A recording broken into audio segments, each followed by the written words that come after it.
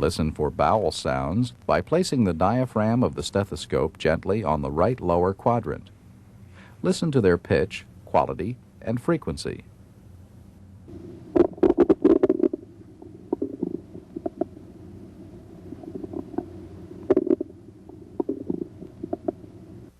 If the patient has hypertension, listen for bruits over the right renal artery,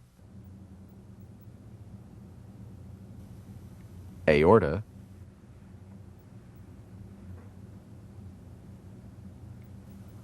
and left renal artery.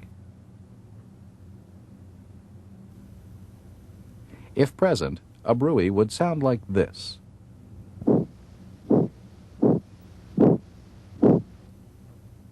In a patient with hypertension, a bruit raises suspicion of renal artery stenosis, but most bruits have other causes. If you suspect arterial insufficiency in the legs, listen for bruits over the aorta, right iliac artery,